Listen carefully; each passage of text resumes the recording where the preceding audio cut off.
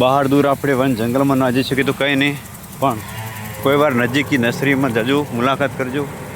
ભિન્ન ભિન્ન પ્રકારના ફૂલ, ફળ, સબ્જીਆਂ અને છોડ અહીંયા જોવા મળે છે. તો મિત્રો એ જોઈને ખૂબ જ આનંદ થાય છે. હાલ હું અહીંયા ખોડા ગામની એક નર્સરી છે, સાઈ નર્સરી, તેની વિઝિટ માટે આવેલો. આમ તો મિત્રો આપણા ગ્રુપના નિયમ મુજબ એક યુવકનું આપણા ગ્રુપના મેમ્બર્સ હતા અને એમના ખૂબ સારા સેવા બી કરેલી. તેમના મોક્ષાર્થે સાચી શ્રદ્ધાંજલિ એટલે વૃક્ષરોપણ.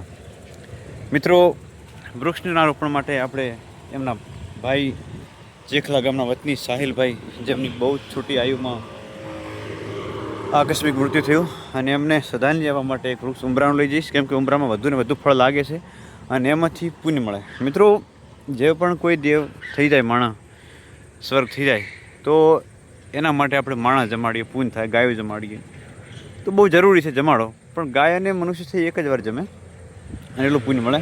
પણ જે વૃક્ષ વાવીએ એમાંથી વર્ષો સુધી ફળ આવે. દર વર્ષે 3 મહિના, દર વર્ષે 2 મહિના જે ફળ આવે, અને એમાંથી પશુ પક્ષી જમે. અને પશુ પક્ષીમાં કોઈ કપટ ના હોય, કોઈ નીતિ ના હોય, કોઈ છલ ના હોય, એમને પ્રભુનું ભજન હોય, બીજું કોઈ વાત હોય નહીં, તો ખૂબ જ મોટું પુણ્ય મળે. માટે શ્રદ્ધાંજલિ, સાચી શ્રદ્ધાંજલિ. ઘણા લોકો એવું પણ માનતા હોય છે કે લાઇબ્રેરી રૂપિયા નહીં, એના જગ્યાએ ભણે છે, એક જ પરિવાર ભણે અને એનું કલ્યાણ થાય.